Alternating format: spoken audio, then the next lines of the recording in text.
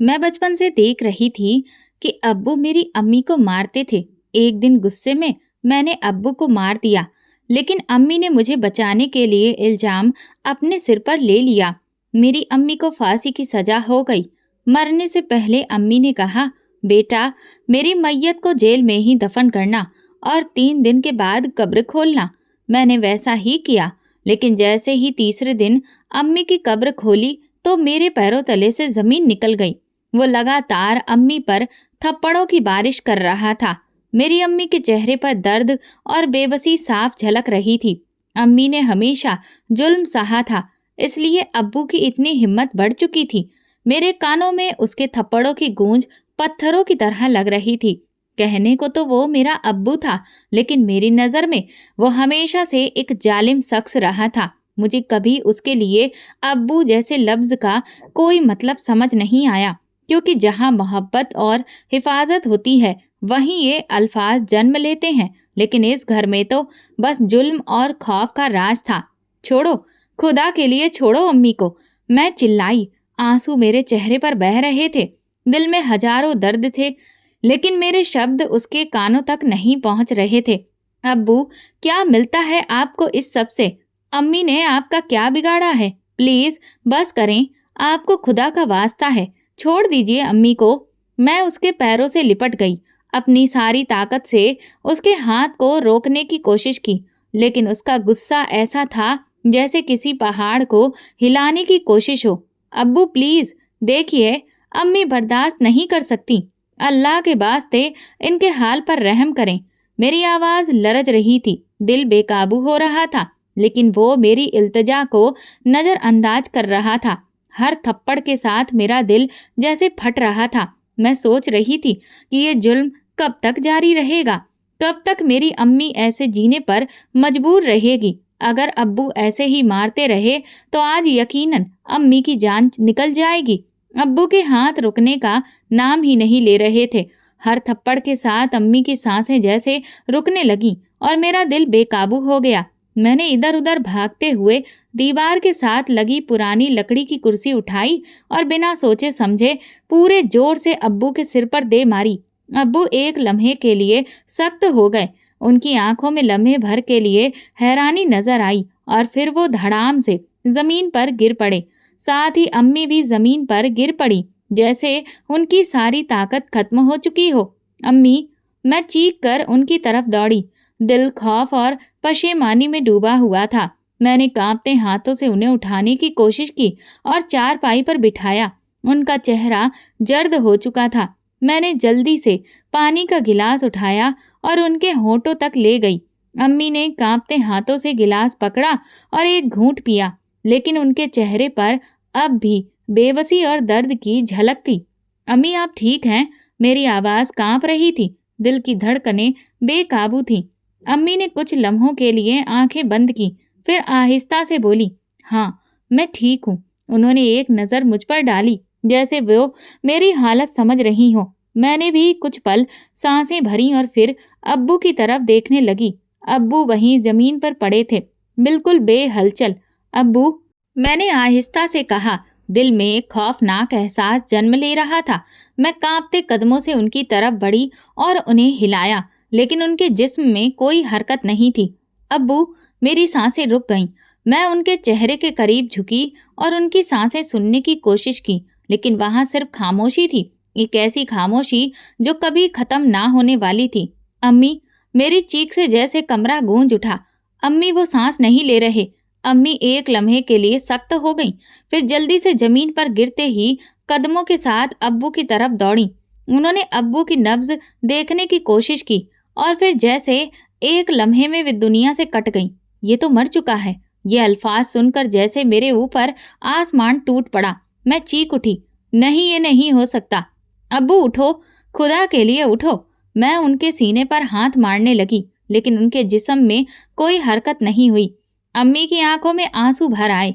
मैं और अम्मी अब्बू की बेजान लाश के करीब बैठे थे और हमारे आंसू रुकने का नाम नहीं ले रहे थे। अम्मी के चेहरे पर एक अजीब सा दर्द था, जैसे उनकी दुनिया उजड़ चुकी हो। वे टूटे हुए दिल के साथ अब्बू की तरफ देख रही थी। जैसा भी था, वो मेरा शौहर था, मेरे सिर की छाँव था। अम्मी ने नम आंखों के साथ सिर झुकाते हुए कहा। उनकी आवाज में दर्द और बेबसी साफ झलक रही थी। उनके अल्फाज मेरे दिल पर छुरियों की तरह लग रहे थे, जैसे मैंने उनकी दुनिया का अकेला सहारा छीन लिया हो। अम्मी, मैंने ये सब जानबूझकर नहीं किया। मेरी आवाज लरज रही थी। वो आपको मार रहा था। मैं बर्दाश्त नहीं कर सकी। मैंने अम्मी का हाथ पकड़ लिया, जैसे उनसे माफी मांग रही थी, लेकिन मेरे अंदर खौफ और पशेमानी का तूफान उठा हुआ था। बेटी, तुमने जो किया वो अपनी माँ की हिफाजत के लिए किया, लेकिन अब जो हो चुका है उसे वापस नहीं लाया जा सकता। अम्मी की आंखों में खौफ और फिक्र झलक रही थी। उन्होंने मेरे चेहरे की तरफ देखते हुए कहा, सुनो, अब तुम्हें एक बात समझनी होगी। जो कुछ भी हुआ उसे किसी के सामने जाहिर मत करना। किसी को मत बताना कि तुमने अपने अब्बू को मारा है, वरना तुम्हें बहुत बड़ी सजा मिल सकती है। उनकी आवाज में घबराहट थी। ये इल्जाम मैं अपने सिर ले लूंगी। मैं कहूंगी कि अपने बचाव में मुझे मजबूरन ये सब करना पड़ा। मेरे दिल में जैसे एक सुई चुभ गई। अम्मी, आप ऐसा क्यों कह रही हैं? ये सब तो मेरी वजह से हुआ है। मैंने इसे मारा है। अम्मी ने सिर हिलाया। बेटी, मैं तुम्हें बचाना चाहती हूँ। इस वक्त हमारे पास यही एक रास्ता है। मैं तुम्हें नहीं खोना चाहती। हम दोनों अब्बू की लाश के पास बैठे अपनी किस्मत पर आंसू बहा रहे थे। कमरे में बस हमारी सिसकियां गूंज रही थीं। थोड़ी ही देर के बाद दरवाजे पर लोगों की आहट सुनाई दी। कोई अंदर आया, कोई बाहर भागा। कुछ ही लम्हों में पूरा घर लोगों से भर गया। मेरे रिश्तेदार, मोहल्ले की महिलाएं सब इकट्ठा हो गईं। किसी ने अब्बू के शव को उठाकर खाट पर डाल दिया और उनके शरीर पर सफेद चादर उड़ा दी। अम्मी के पास बैठने की ताकत नहीं थी। वो जमीन पर गिरी हुई थी, रोती चिल्लाती जा रही थी। हाय मेरे खुदा, क्या यही अंजाम होना था? क्या हमने ये दिन देखने के लिए ही जीना था? उनकी आवाज में ऐसा दर्द और गहराई थी कि सुनने वालों के दिल कांप उठे। मैं अम्मी के साथ लिपटी हुई थी, अपनी सिसकियां दबा रही थी, लेकिन आंखों से आंसू रोके नहीं जा रहे थे। घर में हर तरफ हलचल मची हुई थी। कुछ पुरुष बाहर अंतिम संस्कार की तैयारियों में लगे हुए थे, जबकि मोहल्ले की महिलाएं अंदर अम्मी के पास बैठ गईं। किसी ने अम्मी को गले लगाया तो कोई मेरे सिर पर हाथ रखकर सांत्वना देने लगा। बेचारी कितनी मजलूम थी। सारी उम्र अत्याचार सहती रही और आज ये दिन देखना पड़ा। भगवान किसी को भी ऐसा दिन ना दिखाए। किसी महिला ने मेरे आंसू पोंछते हुए कहा, बेटी धैर्य रखो, तुम्हारी अम्मी ने सारी जिंदगी दुख सहे हैं, अब तुम्हें उनका सहारा बनना है। लेकिन मेरी आंखों में उस वक्त कुछ सुनने और समझने की ताकत नहीं थी। महिलाओं की बातें कमरे में गूंज रही थी। हर कोई अपने अपने अंदाज में हमारे दर्द को महसूस कर रहा था। क्या करे बेचारी, ये तो भाग्य का लिखा था। मोहल्ले की औरतें लगातार मेरी अम्मी को सांत्वना देने की कोशिश कर रही थी, लेकिन अम्मी की हालत ऐसी थी कि कोई भी दिलासा उनके दिल में उतर ही नहीं रहा था। मेरी बेटी, मेरी जान, अम्मी ने मुझे सीने से लगा लिया। हमने तो कभी सोचा भी नहीं था कि ये सब इस तरह से होगा। घर में हर तरफ लोगों का आना जाना जारी था और मेरा दिल जैसे किसी बोझ तले दबा जा रहा था। मेरे और अम्मी के दिलों में एक ऐसा खालीपन था जो कि कभी भरा ही नहीं जा सकता था। जब अब्बू को आखिरी स्नान के लिए पुरुषों के हिस्से में ले जाया गया तो वहां पर फुसफुसाहट होने लगी। जो भी उनकी अंतिम क्रिया में मदद कर रहे थे वे आपस में धीरे धीरे बातें करने लगे। शायद वे सभी अब्बू के शरीर पर उस चोट के निशान को देख चुके थे जो मैंने गुस्से में लगाई थी। ये निशान मामूली नहीं था, लेकिन अब सबके सामने था। कुछ ही पलों के बाद पुरुषों में से किसी ने पुलिस को सूचना दे दी। उस वक्त मेरी हालत ये थी कि जैसे मेरे पैरों तले से जमीन निकल गई हो। दिल में भय और पछतावे की एक गहरी लहर दौड़ गई। मैं कुछ समझ ही नहीं पा रही थी कि आगे क्या होने वाला है। अंदर ही अंदर एक अजीब सा बोझ महसूस हो रहा था कि शायद अब बहुत कुछ बुरा होने वाला है। पुलिस के आने तक जैसे हर कोई कुछ जानने और कुछ छुपाने की कोशिश कर रहा था। अब्बू के शव को पुलिस ने अपनी हिरासत में ले लिया और एक संक्षिप्त जांच के बाद कार्रवाई पूरी की। मेरा दिल लगातार तेजी से धड़क रहा था, जैसे अभी कोई बुरी खबर सामने आने वाली हो। मेरे दिल में एक गहरा पछतावा था। क्या मेरी एक गलती ने हमें ये दिन दिखाया?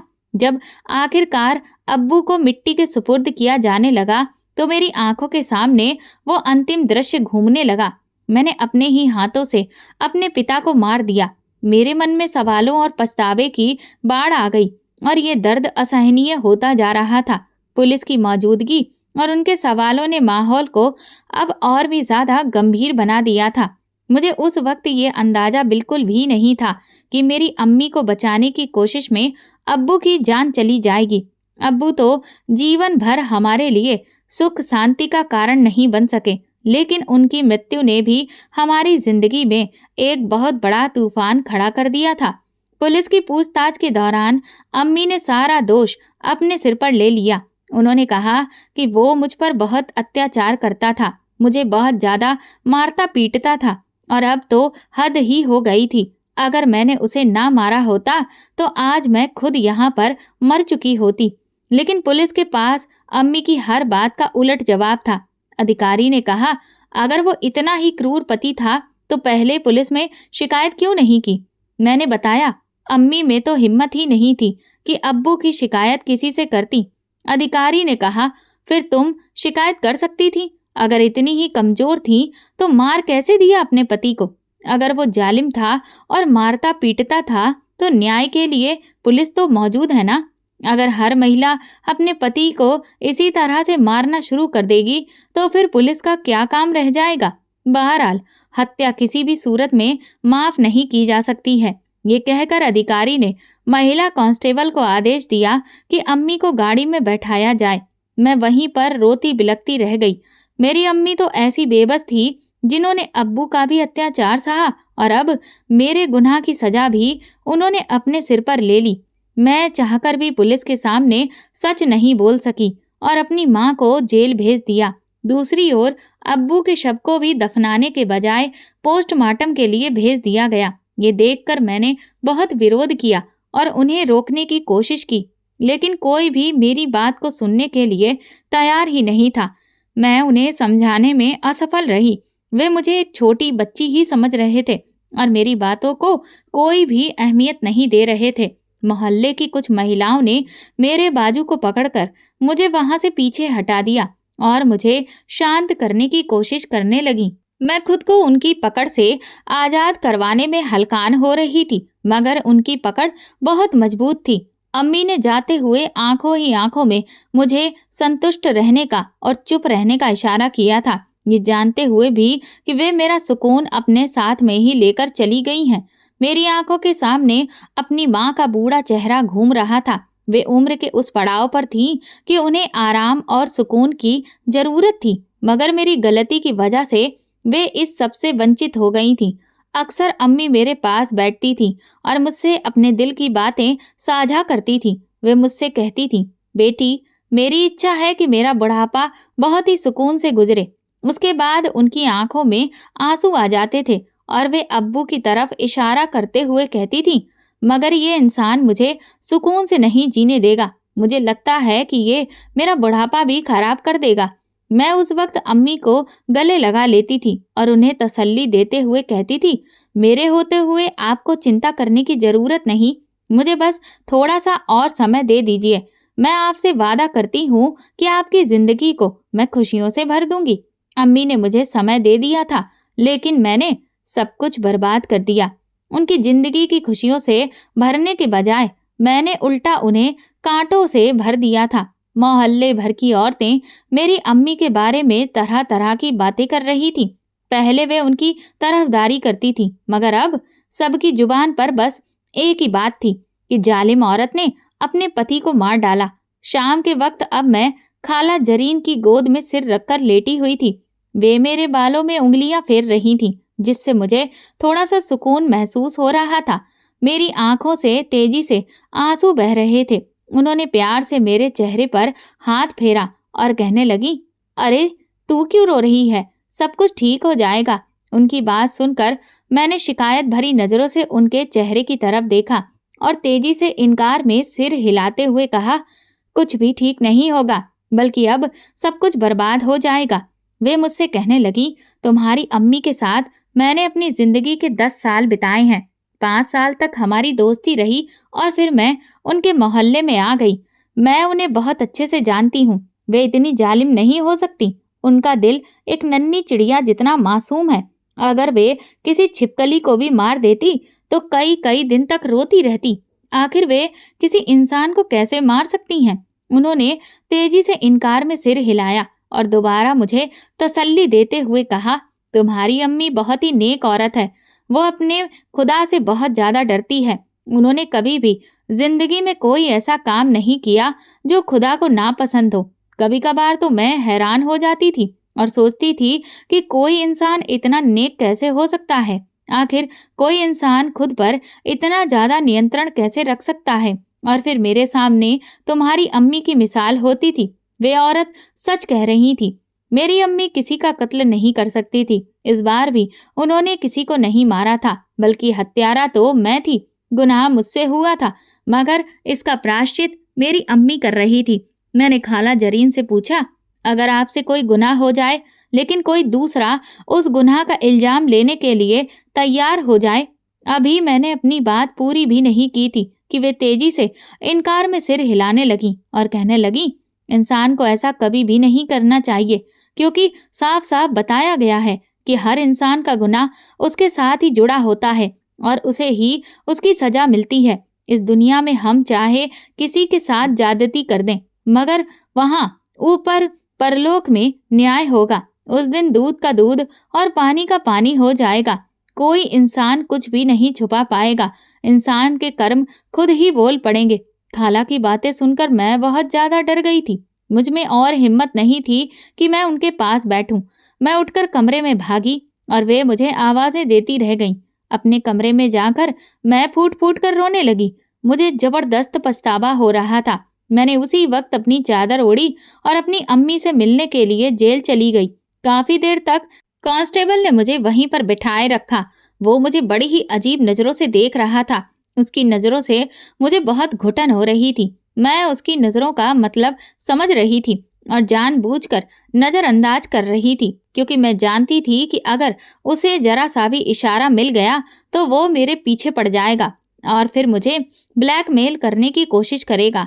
उसी वक्त दरवाजा खुला और एक अफसर कमरे के अंदर दाखिल हुआ। उसे देखकर कुछ पलों के लिए तो मैं हैरान रह गई। उस आदमी को मैं बहुत अच्छे से पहचानती थी। ये वही इंसान था जिससे कुछ साल पहले मेरी मुलाकात हुई थी।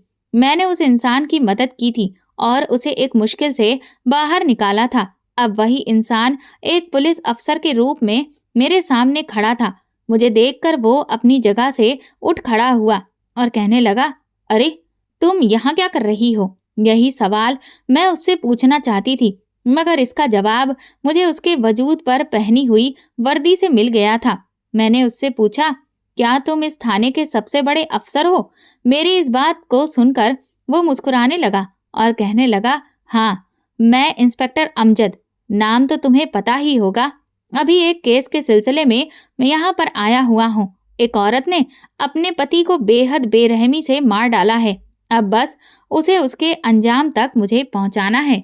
इंस्पेक्टर की बात सुनकर मैंने तकलीफ से अपनी आंखें बंद कर लीं। मेरी आंखों से तेजी से आंसू बह रहे थे। वो मुझे रोता देखकर परेशान हो गया और कहने लगा, क्या हो गया है? तुम इस तरह से क्यों रो रही हो? मैंने आंसुओं के बीच उससे कहा, जिस औरत को सजा देने की तुम बातें कर रहे हो, वो औरत मेरी अम्मी है। अब हैरान होने की बारी उसकी थी। मैं तेजी से उसकी तरफ बढ़ी और उसके कदमों में गिर गई। मैं मिन्नतें करने लगी, खुदा के लिए मेरी अम्मी को छोड़ दो, उन्हें सजा मत दो। वे तो बेगुनाह हैं। मुझे लग रहा था कि वो मेरी मदद करेगा। जिस एहसान को मैंने उस पर किया था वो उसका बदला चुकाएगा, मगर ऐसा कुछ भी नहीं हुआ। वो अपनी जगह पर सख्ती से खड़ा था। उसके वजूद में जरा सी भी हरकत नहीं हो रही थी। जब मैंने गर्दन उठाकर उसकी ओर देखा तो हैरान रह गई। उसके चेहरे के भाव बिल्कुल सपाट थे। वहां किसी भी तरह के रहम की कोई उम्मीद ही नहीं थी। वो दो टूक अंदाज में कहने लगा, इस पूरे मामले में मैं तुम्हारी मदद नहीं कर सकता। मैंने हमेशा इंसाफ का साथ दिया है और इस बार भी इंसाफ का ही साथ दूंगा। तुम जिस मकसद के लिए यहाँ पर आई हो, अपना काम पूरा करो और फिर यहाँ से चली जाओ, क्योंकि बिना वजह किसी को भी थाने में बैठने की इजाजत नहीं है।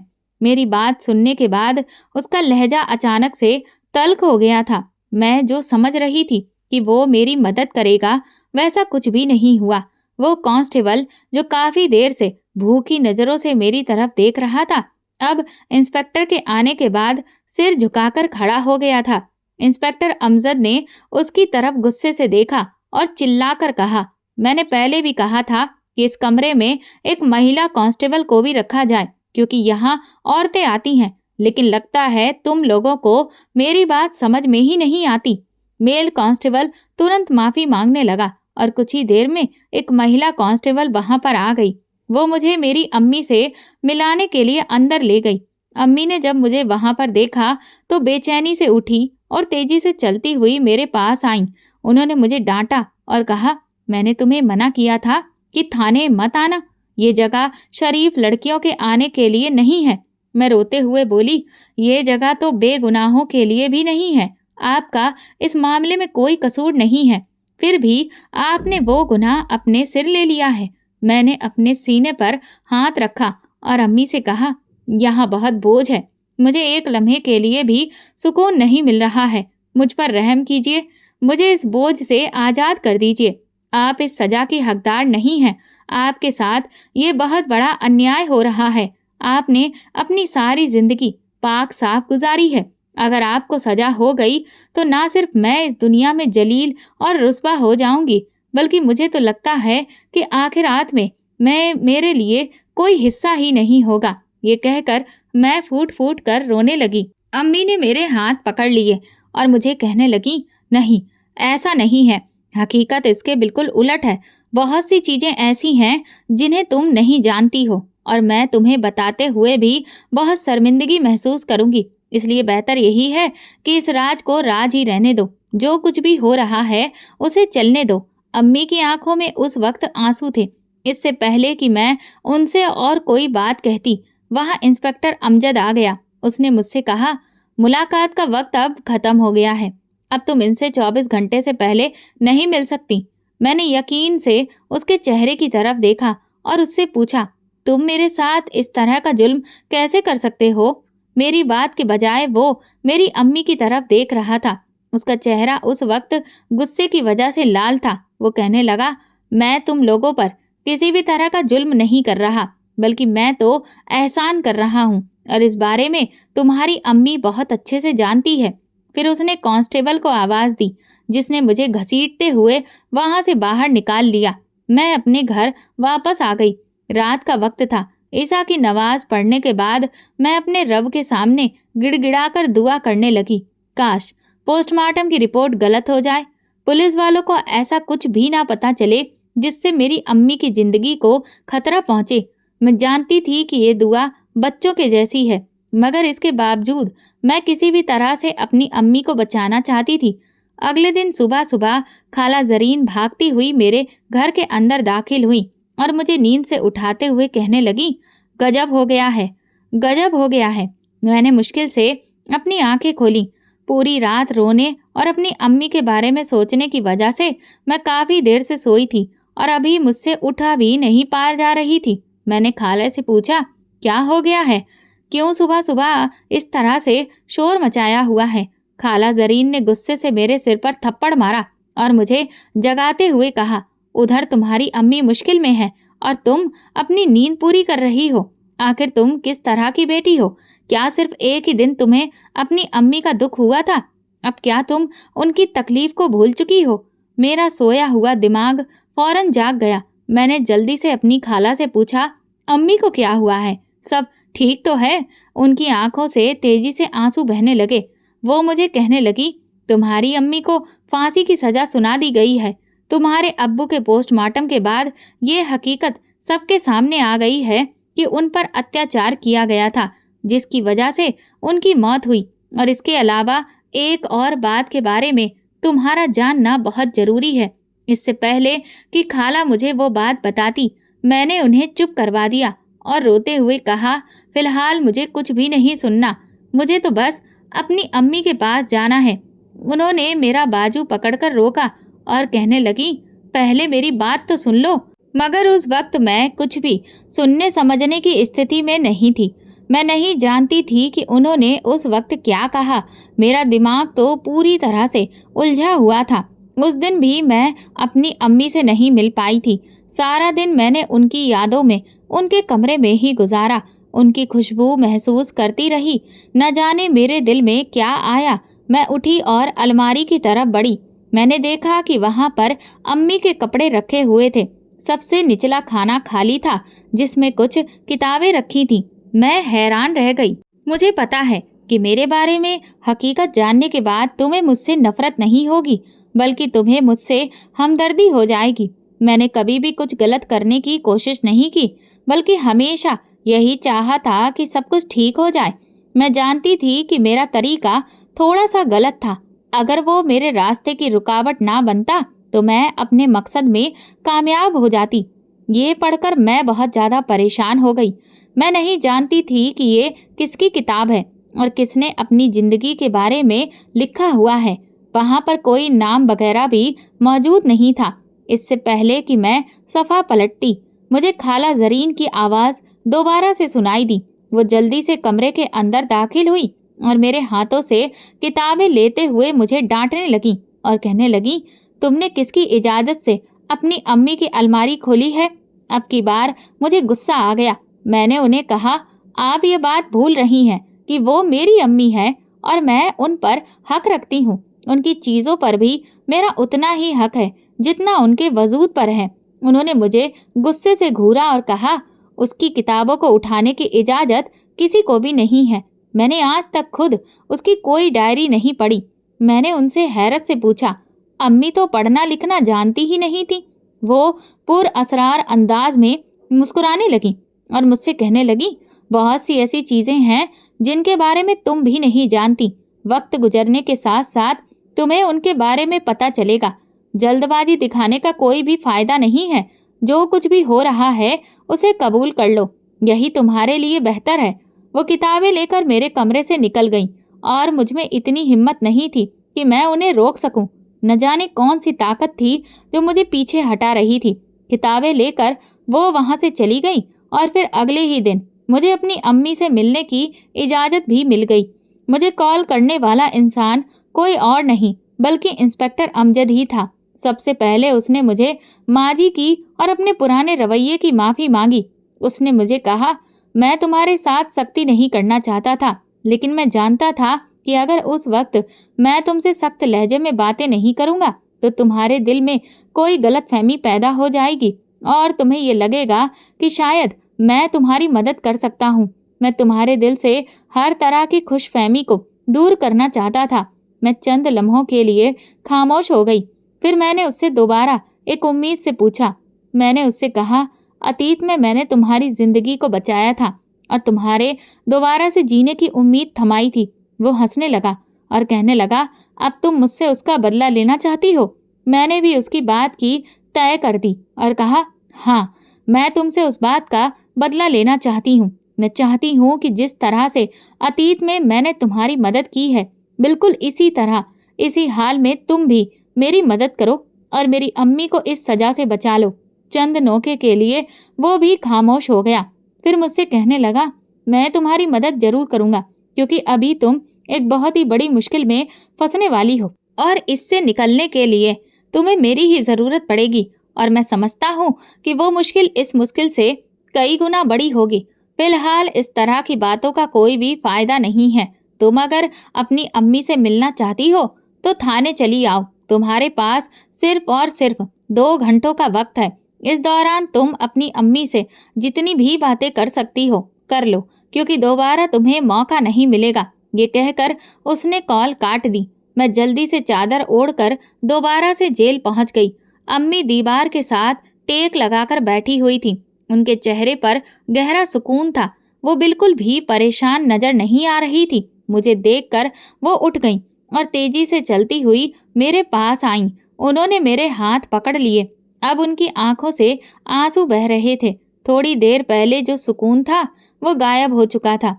उन्होंने प्यार से मेरे चेहरे पर हाथ फेरा और मुझसे कहने लगी, बेटा, मेरे पास बहुत थोड़ा वक्त बाकी रह गया है। मैं बहुत जल्दी इस दुनिया से चली जाऊंगी, मगर मैं चाहती हूँ कि मेरे जाने के बाद तुम एक काम करो। अम्मी की बात सुनकर मैं बेचैन हो गई और उन्हें कहा, आप सिर्फ हुक्म करें।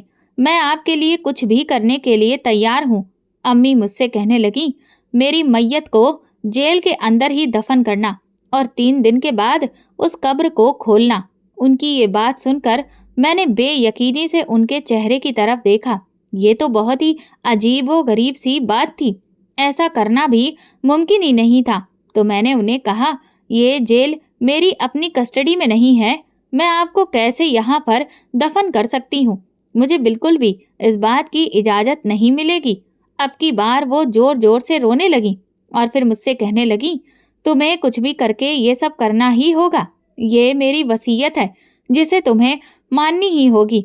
उसके बाद वो रोने लगी और कहने लगी, जिंदगी में कभी भी मैंने तुम्हें किसी भी चीज़ के लिए तंग नहीं किया है। मैं हमेशा से यही कोशिश करती थी कि तुम्हें किसी भी किस्म की कोई तकलीफ ना पहुंचे। मगर बेटा, अब बहुत सी चीज़ें मेरे हाथों से निकल चुकी हैं। अब मुझे तुम्हारी ही मदद लेनी पड़ेगी। अम्मी मुझसे कहने लगी, मेरे जाने के बाद अपनी खाला जरीन का बहुत ज़्यादा ख्याल रखना। उनका तुम्हारे साथ एक बहुत ही गहरा ताल्लुक है। अब की बार मैंने सवालिया नज़रों से अपनी अम्मी के चेहरे की तरफ देखा। दिन का वो वाक़या भी दोबारा से मेरे दिमाग में गर्दिश करने लगा था। खाला जरीन बहुत ही अजीब अंदाज में पेश आई थी। न जाने उन्हें दिन के वक्त एकदम से क्या हो गया था। मैंने उसके बारे में जब अम्मी से पूछना चाहा तो वो कहने लगी, फिलहाल इस बात को साइड पर रखो। तुम सिर्फ और सिर्फ ये जान लो कि खाला जरीन तुम्हारी सगी खाला है। वो मेरी सगी बहन है। मुझे लगा कि 7वां आसमान मेरे सिर के ऊपर आकर गिर पड़ा हो। मैंने अम्मी से पूछा, आपने मुझसे ये बात क्यों छुपा कर रखी थी? उन्होंने मुझे बताया, हालात ही ऐसे पैदा हो गए थे कि मुझे सब कुछ छुपाना पड़ा। लेकिन अब मैं तुम्हें सब कुछ बता रही हूँ, तो ये सारी बातें याद रखना और कोशिश करना कि मेरे जाने के बाद अपनी खाला को कोई भी तकलीफ ना पहुँचाओ। और तुम्हें जो कुछ भी करने के लिए वो कहें, तुम खामोशी से मान लेना। उनकी किसी भी हुक्म के खिलाफ नहीं जाना। बस यूं समझना कि वो तुम्हारी उस्ताद, तुम्हारी गुरु है। मैंने तुम्हें हमेशा से ही समझाया है कि अपने उस्ताद की जितनी भी इज्जत की जाए उतनी कम है। वो एकदम ही बहुत जज्बाती हो गई थी। मैंने जब अम्मी से उनके कमरे में मौजूद किताबों के बारे में पूछा तो एक खास अंदाज में वो मुस्कुराने लगी और कहने लगी, वो किताबें मेरी ही लिखी हुई हैं। मैंने अपनी ज़िंदगी में जो कुछ भी सहा है, जितनी भी तकलीफ़ें बर्दाश्त की हैं, वो सब कुछ उन किताबों में दर्ज है। मैं तुम्हें कभी भी इजाज़त नहीं दूंगी कि तुम वो किताबें खोलकर पढ़ो।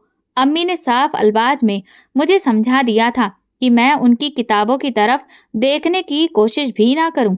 हम लोग खड़े खड़े बातें कर रहे थे कि इंस्पेक्टर दोबारा से वहां पर आ गया और हम दोनों को देखकर अजीब से अंदाज में मुस्कुराते हुए कहने लगा, माँ बेटी खुश हो जाओ, क्योंकि फांसी का दिन बढ़ गया है। अब कल तुम्हारी मौत बाकी होगी। उसने बहुत ही बदतमीजी से मेरी अम्मी के चेहरे की तरफ देखते हुए कहा था। दिल तो कर रहा था कि मैं उसका मुंह नोच डालूं। आज से तकरीबन 2 साल पहले जब मैं अपने कॉलेज से वापस जा रही थी तो अचानक ही मुझे किसी के करहाने की आवाज़ सुनाई दी थी। यूं लग रहा था जैसे कोई बहुत बड़ी तकलीफ में डूबा हुआ हो। मैंने हैरान होकर सोचा, पहले तो मैंने दिल ही दिल में यही सोचा कि भाग जाती हूँ। ज़माना बिल्कुल भी ठीक नहीं था। ये भी तो हो सकता है कि कोई मुझे अपने जाल में फंसाने की कोशिश कर रहा हो, मगर उस इंसान की ज़िंदगी लिखी हुई थी। इसी वजह से मैं उस तरफ बढ़ गई। वहाँ पर इंस्पेक्टर जख्मी हालत में बैठा हुआ था। वो यकीनन यहाँ पर किसी से छुप कर आया था या फिर उसके पीछे दुश्मन लगे हुए थे। मुझे इस बारे में पता नहीं था। मैंने उसी वक्त ही एम्बुलेंस को कॉल मिलाई और उसे वहाँ से भेज दिया। जब मैं वापसी पर घर गई तो मैं काफ़ी पुरसुकून थी। मेरे दिल में गहरा इत्मीनान फैला हुआ था। मैंने किसी इंसान की जान बचाई थी और ये बात मेरे लिए बहुत बड़ी थी। मगर जब मैंने अम्मी को इस बारे में बताया तो अम्मी बुरे से मुंह बनाने लगी और कहने लगी, मेरे नज़दीक इस चीज़ की इतनी ज़्यादा अहमियत नहीं है। ये कहकर वो दोबारा से अपने कमरे में चली गई थी। उन दिनों वो कुछ ज़्यादा ही मशरूफ़ रहने लगी थी। हर वक्त ही वो अपने कमरे में बंद रहती थी। उनकी आदत देखकर अब्बू बहुत गुस्सा करते थे। वो जब भी अम्मी से मुखातिब होते थे यही कहते थे, तू एक नंबर की बदवक्त औरत है। जो ना सिर्फ खुद जहन्नुम में जाएगी बल्कि इसके साथ साथ मुझे भी लेकर जाएगी। उस वक्त अब्बू की बातें सुनकर मुझे बहुत अफसोस होता था और मैं सोचती थी कि ये किस कदर जाहिल इंसान है जो अपनी नेक बीवी को इस तरह की बातें कह रहा है। जब मैं अम्मी की साइड लेती थी तो वो गुस्से से मुझे कहते थे, बहुत जल्द ही तुम पर इसकी हकीकत खुल जाएगी और उस दिन तुम्हारे पास पछताने के लिए कुछ भी नहीं बचेगा। अम्मी मुझे हमेशा से ही अब्बू से दूर रहने के मशवरे देती थी और वो कोशिश भी यही करती थी कि मैं अब्बू के पास ज़्यादा देर तक ना बैठूं। मैं अगर थोड़ी देर के लिए भी उनके पास चली जाती थी तो वो मुझे दोबारा से अपने पास बुला लेती थी। एक दिन अब्बू मेरे पास आए और मुझसे कहने लगे, मैं तुमसे बहुत मोहब्बत करता हूँ, तुम मेरा खून हो और मैं तुम्हारे वजूद से इनकार नहीं कर सकता। मुझे डर लगता है कि ये औरत तुम्हें तबाह बर्बाद ना कर दे। मेरे जहन में तो सिर्फ और सिर्फ अम्मी की कही हुई बातें थीं। मैंने उस वक्त भी अब्बू के चेहरे की तरफ नफरत से देखा था और उन्हें कहा था, अम्मी मुझे बर्बाद नहीं करेगी बल्कि आप हमें बर्बाद कर देंगे। जब मैं अब्बू को मना करती थी कि वो अम्मी को ना मारें तो वो और ज़्यादा गुस्सा हो जाते थे। अक्सर तो वैसा ही होता था कि वो बिल्कुल ही पागल हो जाते थे। उन्हें कुछ भी समझ ही नहीं लग रही होती थी कि वो ये क्या कर रहे हैं। फिर काफ़ी देर के बाद जब वो थोड़े से नॉर्मल होते थे तो मैंने, क्योंकि अम्मी के साथ ही मैं थी, इस वजह से उनकी साइड लेना मुझ पर यह फर्ज बन गया था। मैं जब वहाँ से बाहर जा रही थी तो मेरे पीछे मुझे इंस्पेक्टर की आवाज़ सुनाई दी जो मेरी अम्मी को कह रहा था, आपको क्या लगता था कि किसी की ज़िंदगी अजाब बना के आपकी ज़िंदगी सुकून में चली जाएगी? तो ये सिर्फ और सिर्फ आपकी गलतफहमी थी। आपके साथ भी वही सब कुछ होगा जो आप दूसरे लोगों के साथ करती आ रही हैं। अम्मी ने इंस्पेक्टर को कहा था, तुम जितनी मर्जी कोशिशें कर लो, लेकिन एक बात तो है कि तुम मेरी बेटी को कभी भी हासिल नहीं कर सकते। ये कहकर वो अजीब से अंदाज में हंसी थी। फिर उसके बाद मैं वहां से बाहर निकल गई। मेरे पास इन सब बातों पर सोचने के लिए वक्त ही नहीं था। मुझे एक और परेशानी अब लग गई थी और वो ये थी कि मैं कैसे अम्मी की मैयत को जेल में दफनाऊं। मुझे पता था कि इस मामले में सिर्फ एक ही शख्स है जो मेरी मदद कर सकता है। अगर वो इस काम की हामी भर ले तो मेरे लिए फिर आसानी हो जाएगी। पहले ही मैं इंस्पेक्टर अमजद के हाथों अपनी अच्छी खासी इज्जत अफजाई करवा चुकी थी और अब तो मुझे आदत भी हो गई थी। लिहाजा उससे बात करना मुझे अजीब नहीं लग रहा था। मैंने उसे रात के वक्त में कॉल मिलाई और अम्मी का मुद्दा उसके सामने रख दिया। वो चंद लम्हों के लिए खामोश हो गया और फिर मुझसे कहने लगा कि उसे कोई भी मसला नहीं होगा क्योंकि जेल के साथ ही एक कब्रिस्तान भी मौजूद है जो कि उनकी कस्टडी में ही आता है। लिहाजा वो अम्मी को वहां पर दफना देंगे। इस कब्रिस्तान में बहुत से शहरी भी दफन थे। हमें जगह लेने में थोड़ी सी मुश्किल पेश आई थी मगर फिर हमें वो जगह मिल भी गई थी। मुझे अगले दिन से बहुत खौफ महसूस हो रहा था। पूरी रात मैं रोती रही थी और तड़पती रही थी। एक और बात जो मैंने शिद्दत से नोट की थी वो ये थी कि सारी रात मौसी जरीन घर से बाहर रही थी। न जाने वो कहाँ पर चली गई थी। सुबह के वक्त जब मैं आखिरी बार माँ से मिलने के लिए गई तो मौसी भी वहीं पर मौजूद थी। मेरी माँ को देखकर वो कहने लगी, तुम फिक्र मत करो, तुम्हारे पीछे अब तुम्हारी बेटी की तालीम मैं करूँगी। मैं इसे बिल्कुल तुम्हारे जैसी औरत बना दूंगी। तुम्हें इस पर यकीन होगा। उसके बाद माँ को ले जाया गया और फिर थोड़ी ही देर के बाद उनकी रोज दुनिया फानी से परवाह हो गई। मैं बैठी फूट फूट कर रो रही थी कि अचानक निरीक्षक अमजद मेरे सर पर आकर खड़ा हो गया और मुझसे कहने लगा, तुम्हें तो शुक्र अदा करना चाहिए कि एक शैतान बुढ़िया से तुम्हारी जान छूट गई है, वरना अगर ये जिंदा रहती तो ये तुम्हारी जिंदगी भी आजाब बनाकर रख देती। मैंने गुस्से से उसके चेहरे की तरफ देखा। मेरा बस नहीं चल रहा था कि मैं उसका मुंह नोच डालूं। मैंने बड़ी मुश्किल से खुद पर काबू पाया हुआ था। वो मुस्कुराने लगा और कहने लगा, चलो कोई बात नहीं, 3 दिनों के बाद सब कुछ पता चल जाएगा। मैं हैरान हुई कि उसे 3 दिनों के राज के बारे में कैसे पता। फिर मैंने ये सोचकर अपना दिमाग झटक दिया कि शायद वो सामान्य अंदाज में बात कर रहा हो। 3 दिन के बाद मैं वहां पर पहुंची। मैंने थोड़ी सी मिट्टी हटाई तो वहां पर एक खत पड़ा हुआ था जिसमें माँ मेरी जान मुझसे मुखातिब थी। वो मुझसे कह रही थी कि उनकी ख्वाहिश है कि मैं उनके मरने के बाद उनकी पीढ़ी पर बैठूं। वहां पर एक पता भी मौजूद था। वो मुझे उस पते पर जाने को कह रही थी। इससे पहले कि मैं वहां से उठकर जाती, निरीक्षक भी वहां पर चला आया। उसे देखकर मैं खौफजदा हो गई। उसने मुझे पुरसुकून रहने का इशारा किया और इसके साथ ही एक वीडियो चला दी। ये वीडियो जेल की थी, जहां पर माँ मेरी मौसी से मिल रही थी। वैसे तो वहां पर कैमरे लगाने की इजाजत नहीं थी, ये गैर कानूनी काम था, मगर निरीक्षक ये सब करने में कामयाब हो गया था। जैसे जैसे मैं उनकी बातें सुनती गई, मुझे लगा कि मेरे जिस्म से जान निकल रही है। मेरी माँ कोई और नहीं बल्कि एक बहुत बड़ी जादूगरनी थी, जो कि दूसरों के मर्दों पर जादू करती थी। उन्होंने अब्बू पर भी जादू किया हुआ था। मेरे अब्बू कोई जालिम इंसान नहीं थे, बल्कि वो बेबस थे। माँ की शादी उनकी पसंद के खिलाफ हुई थी और इस बात की सजा वो अपने शौहर को देती थी। वो उन्हें मानसिक तौर पर तकलीफ पहुंचाती थी और उनसे वो काम करवाती थी जो वो नहीं करना चाहते थे। सिर्फ यही नहीं, बल्कि उन्होंने दूसरी औरतों के मर्दों पर भी जादू कर रखा था। जो औरतें अपने शौहर से तंग होती थीं, वो मेरी माँ के पास चली आती थीं। निरीक्षक भी उन्हीं बच्चों में से एक था जिसके वालिदों पर जादू करवाया गया था। वो उस वक्त 9 साल का था जब वो अपनी माँ के साथ मेरे घर आया था। उसे सब कुछ बहुत अच्छे तरीके से याद था। फिर उसने अपनी आंखों से देखा था कि चंद ही दिनों के बाद उसके बाप का इंतकाल हो गया था।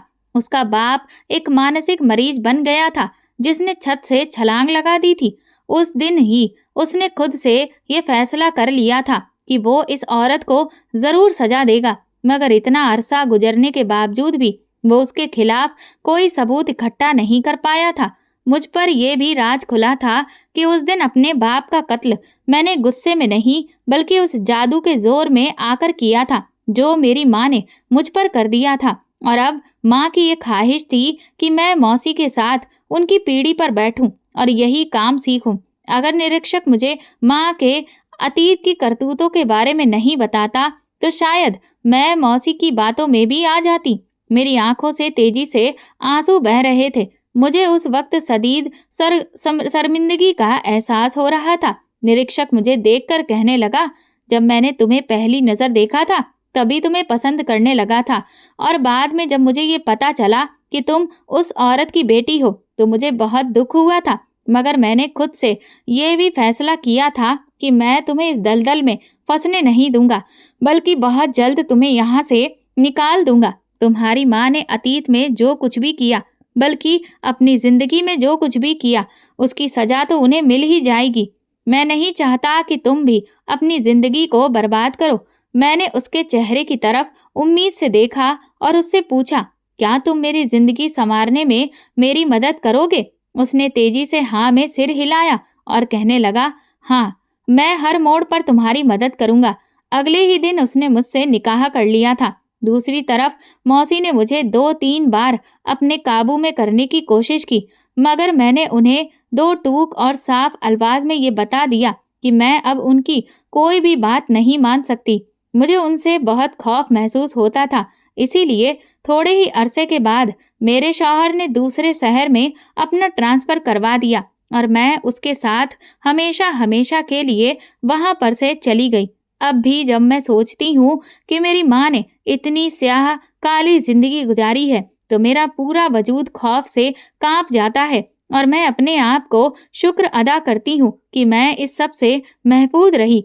दोस्तों, अगर आपको हमारी कहानी पसंद आई हो तो कमेंट करके ज़रूर बताइए। वीडियो को लाइक करें और ज़्यादा से ज़्यादा शेयर करें। अगर आप चैनल पर नए हैं तो सब्सक्राइब जरूर करें और नोटिफिकेशन बेल को दबाएं ताकि अगली अपडेट सबसे पहले आपको मिले। धन्यवाद।